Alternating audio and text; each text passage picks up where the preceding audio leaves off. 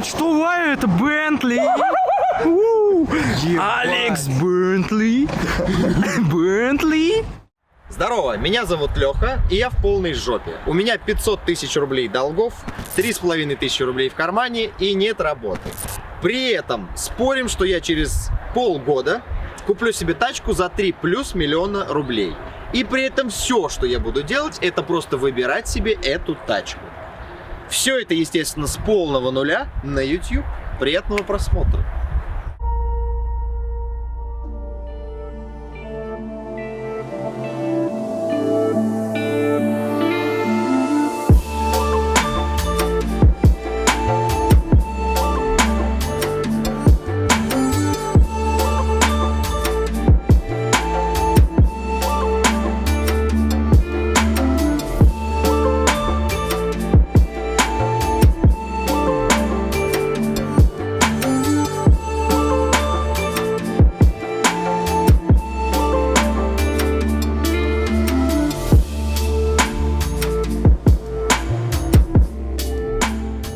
Сначала я хочу сказать, что мне очень нравится Mercedes и не очень нравится BMW. Но для честности я не катался на самых новых, поэтому посмотрим их попозже и исправим. Я прокатился на C-шке 2019 года, и она мне очень сильно понравилась. Но я недавно понял, что для моих задач все-таки, поскольку я очень часто езжу и в область, и просто я люблю погонять по колдобинам, проехать, где никто никогда не проезжает и так далее, я хочу все-таки машину кроссовер. И Mercedes кроссовер — это GLC, который мы сегодня и смотрим.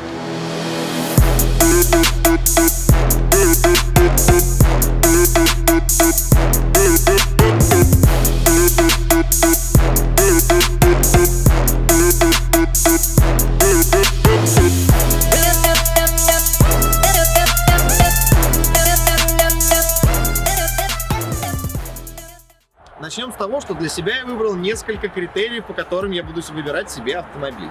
А именно, эстетическая внешняя составляющая, практичность, стоимость содержания, далее салон, что-то там еще.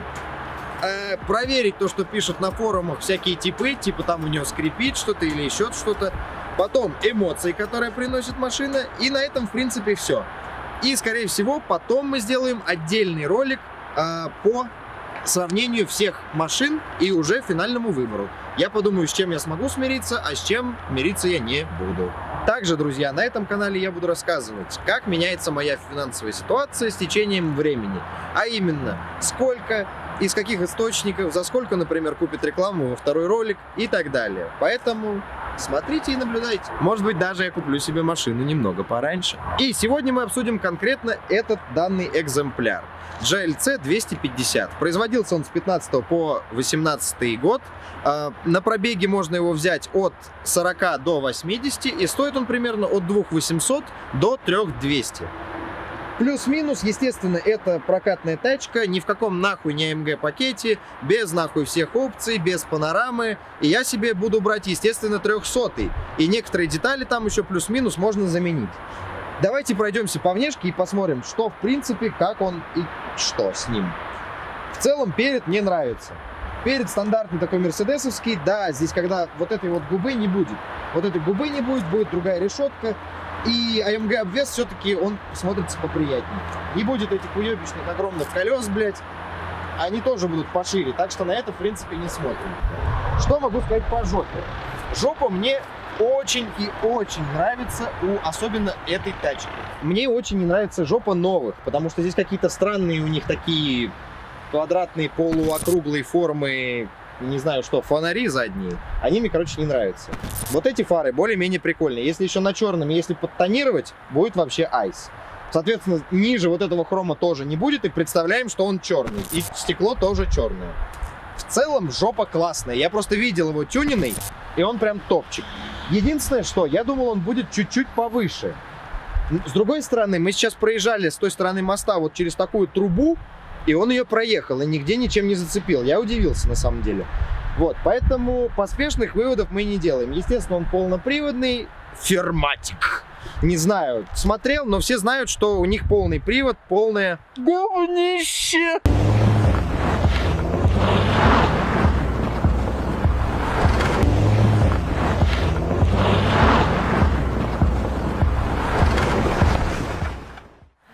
И, естественно, Audi делает круче. Но посмотрим. Итак, а теперь мы переходим к стоимости содержания. Давайте сядем в салон, потому что очень, сука, холодно. Итак, переходим к стоимости содержания. Во-первых, хочу сказать, что на бензиновую версию, что на дизельную версию ставится один и тот же мотор. И в зависимости от версии, это, допустим, 200, 250 и 300, они просто этот мотор по-разному прошивают, и он выдает разное количество сил. То есть, соответственно, от 170 до 245. Плюс, соответственно, можно сделать чип. Расход на дизеле это 5,1. Ну, это, естественно, паспорт, это умножаем на 1,5. И бензин, соответственно, 7,5. 7,6 у них заявлен, по крайней мере. Далее, сколько стоит ТО такой тачки у дилера? Проводится оно раз в 15 тысяч километров и делается либо один раз в год, что наступает раньше. Соответственно, стоит оно в районе 35 тысяч рублей, если поискать дилера. В принципе, приемлемо. Теперь переходим к болячкам и ломучести. Соответственно, скрипы по стойкам, но я их не заметил. Плюс скрипы по подвеске, тоже я их не заметил, но мужики на форумах пишут. Плюс всегда мерседесовская стандартная история, если на центральную консоль нажимаешь, она начинает хрустеть.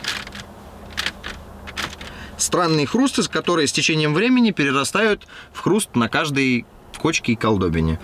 Дальше, что мне лично не нравится в Меринах, это ебаный ассистент, который постоянно пиликает и также пишет, что он создает аварийные ситуации. Соответственно, у меня он аварийных ситуаций не создавал, но он постоянно пиликает, особенно когда ты наваливаешь нормально. Плюс, как сравнить стоимость каких-то деталей? Я решил взять стандартные, там, допустим, 2-3 детали, а именно это тормозные диски, лабаш и фары. Сколько стоит фара? Соответственно, по этим 3 параметрам я на тачках буду, примерно будет понятно, будет понимание хотя бы, сколько денег она будет съедать. Соответственно, здесь лабаш стоит 25 тысяч рублей, 11 тысяч за тормозной диск один и, допустим, там фара... это почему допустим? И фара стоит здесь от 20 тысяч рублей. Одна штука передняя новая. В принципе, то есть как бы да, это, конечно, ой, Мерседес ебать как дорого, но на самом деле не пиздец. Более-менее, в принципе, это приемлемо. Итак, теперь переходим к практичности. Переходим к такому важному параметру, как практичность. И что я решил засунуть в этот пункт? Во-первых, я для себя открыл 2 очень важных параметра. Это габариты машины и ее вес. Потому что, например, сейчас я езжу на Volkswagen Tiguan, и он на 8 сантиметров уже, чем эта машина. То есть она 1,80 м, он 1,71 м, типа. Или что-то в этом духе. Там, ну, плюс-минус, я думаю, всем похуй. Короче, на 8 сантиметров шире. Tiguan очень удобный, потому что он может пролазить во все щелки. Плюс, например, я катался на Мазератти, и она еще, то есть от Tiguan она на 18 сантиметров шире. То есть это вот настолько. А она еще на 8 сантиметров шире. И на ней ебать как неудобно в наших дворах. Особенно с учетом того, что все всегда заставляют просто вот так вот. Вот. Здесь, соответственно, на 8 больше, чем Tiguan, но еще 8 сантиметров до неудобства. Соответственно, что-то среднее по габаритам. Нормально. Теперь, по поводу веса. Относительно Tiguan, который весит от 1560 килограмм до 1700 килограмм. Эта херня весит от 1700 до 2 тонн с 70 килограммами. То есть почти 200, если вы еще бак зальете. Вот, поэтому она гораздо тяжелее.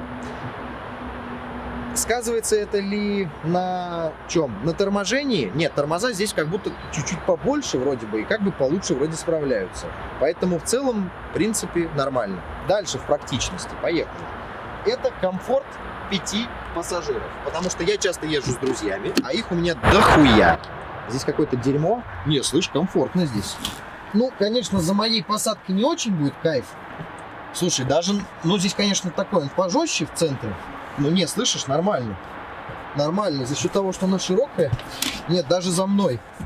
Даже за мной более-менее. Ну, просто кого-то поменьше за мной посадить и все. Нет, четко, нормально. Теперь переходим к багажнику. Поскольку это Мерседондель, естественно, здесь открывается багажник с кнопочкой. И у него даже есть, как это, электропривод. Что по багажнику? Я читал, что он на 100 литров меньше, чем в Тигуане. Но за счет того, что он больше сплюснут и больше вытянут, место фактически ощущается как будто прям то же самое. Соответственно, сюда вверх, конечно, очень много чего не засуешь, потому что в Тиге более вертикальная постановка именно вот этой хери, задней двери. Вот сюда еще влезают в Тигуане огромные сумки. Но в целом, по ощущениям, всего хватит. Поехали дальше. Просто давай на секунду выдохнем.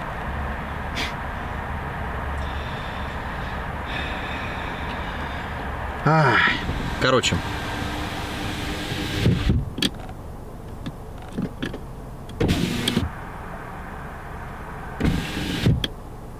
Шумка странная.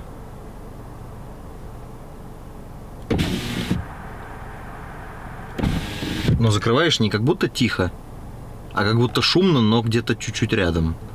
Я даже не знаю, как объяснить. Что я могу сказать про салон? В целом салон нормальный, стандартный мерседесовский классный салон, прикольный. Единственное, все как всегда хрустит, скрипит, но можно, наверное, с этим что-то сделать, будем надеяться. Я потом еще почитаю формы, если я все-таки выберу его. Руль вообще мне не нравится. Вообще мне не нравится старый мерседесовский говноруль. Мне нравится больше новый, как у новой цешки, где вот здесь вот в центральных этих сосочках есть такие, как это называется, это не джойстики, а сенсорные панельки, которыми ты можешь управлять. Про вот это вот телевизор я уже вообще не говорю. Это жестко, конечно. Не понимаю, зачем вот такие делать огромные рамки. Это просто пиздоси, короче. Но в целом по мультимедии, в целом она стандартная, более-менее удобная, как сказать. Ни хрена не интуитивная, но в целом, если привыкнуть, нормально, ничего выдающегося. Теперь, что меня лично волнует самого? Я всегда люблю ездить с навигатором. И я люблю ездить с навигатором с телефона. Я не знаю, по-моему, здесь еще есть Apple Play, CarPlay этот. Вот. Но я придумал, куда здесь можно поставить телефон. При открытой вот этой хрени вот сюда. И в целом навигатор видно. Сойдет. Теперь, место под воду. Это в двери. Что я могу сказать в двери? Место под воду есть, а обычно я ставлю сумку вот сюда вот в центральную панель. Куда-то. В Тигуане я ставлю его под подлокотник. Вообще офигенно удобно. Здесь под сумку место есть в дверной карте, но нужно туда ее просовывать. В целом, в принципе, это то, с чем я готов мириться. Ладно, хрен с ним. Сумка влезает, самое главное, и вода влезает. Также с обеих сторон. Соответственно, на центральном подлокотнике места хватает, поскольку он шире вот как раз на этих 10 сантиметров. В том числе сюда эти несколько сантиметров ушли. Хватает места для 2 человек, чтобы они комфортно, спокойно положили руку. Для левого подлокотника здесь уже места немного не хватает, потому что, поскольку я немного большеват, у меня здесь уже рука упирается вот в эту стойку. Вот. Но она у меня обычно лежит на руле. Либо я сижу вот так. Поэтому в целом сойдет. Теперь. Удобство кресел. Ой, да, кресла удобные. Кресла удобные, на дальняк вообще самое то, что надо. Потому что езжу я обычно долго. Бывает по полдня куда-то туда-сюда мотаюсь. Поэтому кресло кайф. Стандартной регулировки, нету никаких там боковых поддержек и так далее. Но в целом это сойдет. Еще неизвестно, что будет в 300-й серии. Соответственно, панорама здесь опциональная. И я хочу брать тачку с панорамой обязательно, потому что это очень сильно меняет впечатление о машине. И ты получаешь кайф, который получаешь каждый день. В целом на салоне на этом все. Переходим к следующему пункту. Бам! Вот это переходы. Короче, сейчас видео продолжится. Пришло время уже создать канал. Поэтому введем адрес телефона электронной почты. Получается, мне новую почту надо создавать. О! Телефон можно ввести, слава богу. Ладно. Никто не смотрите мой телефон, они будут звонить мне.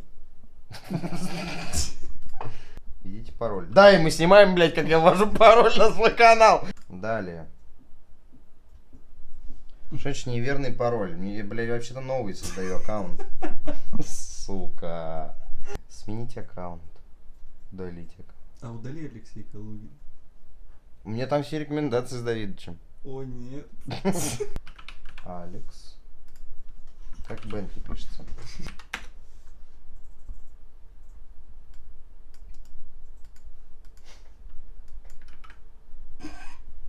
Вот и все.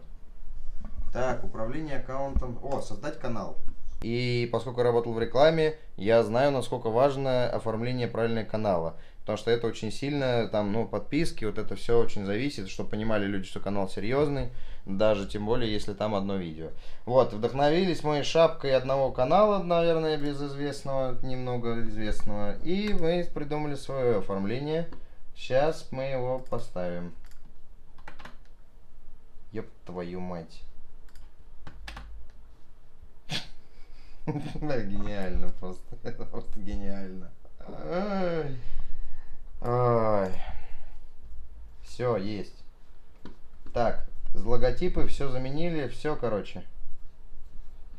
Ну все, популярность, получается, уже наступила. Опубликовать! Вот что у нас не сохранялось. Опубликовать надо нажать. Ёбаный. Ну все, короче, ладно, продолжаем видео.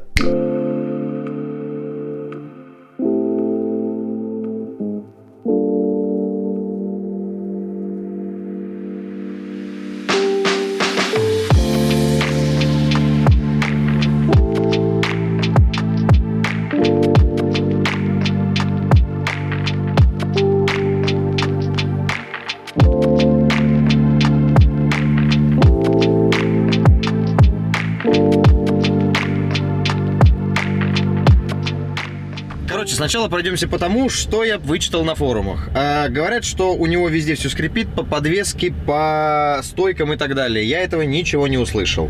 Ну, возможно, у кого-то там что-то, штучные экземпляры, хрен его знает. Никогда мы все равно этого не узнаем. Далее, все жалуются на тупящую коробку. Я бы сказал, что она не тупящая, а она супер пипец какая спокойная. То есть вы переключаетесь в спорт, а думаете, что едете в комфорте в этот момент. Комфорт, я уж вообще молчу. Он прям супер лайтовый.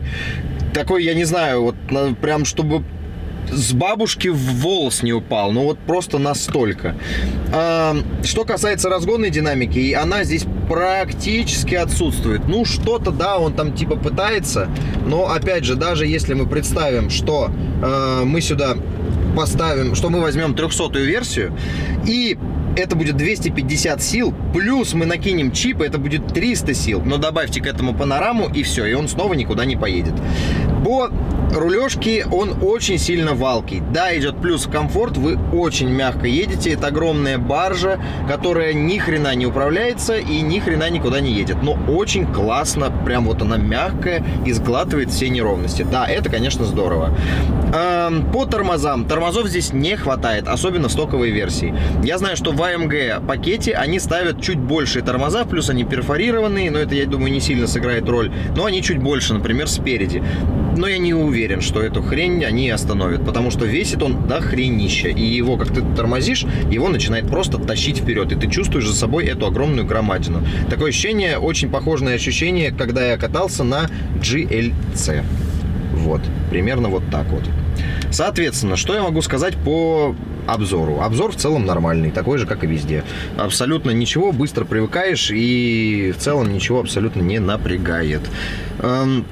Что касается уважения на дороге, безусловно, оно есть, потому что это Mercedes, но с этим появляется и гнидство. Соответственно, всякие газелисты, типа, вот, гад, и типа будут вас также прижимать. Блин, а я хотел за скорой тоже поехать на красный, что нельзя, так ладно.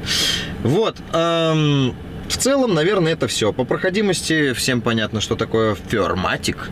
Поэтому я не думаю, что... Ну, конечно, он будет зимой быстрее разгоняться, но из какой-то крупной грязи или крупного снега я уверен, что он не выйдет и просто там застрянет. Господи, господи, что это с ним? Ладно, бывает. Вот и все. Короче, тачка мне не очень зашла, потому что она слишком валкая, слишком мягкая, и мне все-таки, блин, немножко хочется какой-то найти баланс между комфортом и между скоростью, стабильностью, адекватностью и рулежкой. Потому что и хочется побольше какого-то драйва, разгонной динамики, чтобы она стояла получше. А здесь такая прям тачка для ваших родителей.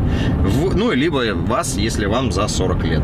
Вот и все. Но с этой машины определенно точно может кайфануть тот, кто прям вот, кого, я не знаю, там нервная очень работа и так далее. То есть ты даже едешь, ты в пробке даже не переживаешь, что пробка. Тебе просто вот он, вообще ты как плывешь просто. Итак, что я могу сказать по финалу про Mercedes GLC?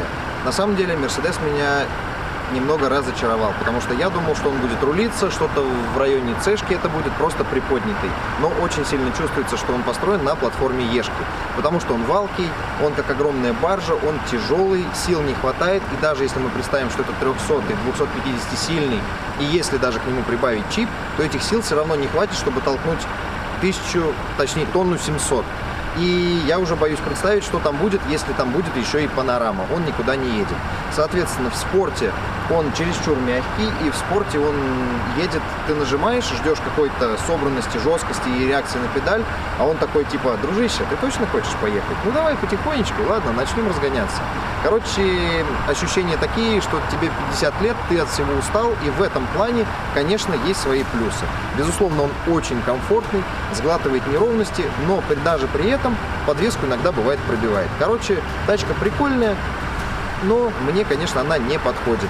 Даже если мы представим, и вот мы сейчас ставим кадры, какой может быть, например, салон, какой он может быть цвет и какой может быть AMG обвес, но все равно, даже если мы представим то, что это есть на этом экземпляре, рулевые-то качества и ходовые никуда не денется, и он все равно не будет особенно никуда ехать, и рулиться он тоже явно прямо очень сильно лучше не будет. А поскольку мне не 50 лет, мне эта тачка не подходит. Поэтому мы с вами, друзья, не прощаемся. Я еду выбирать другую машину. Пока-пока.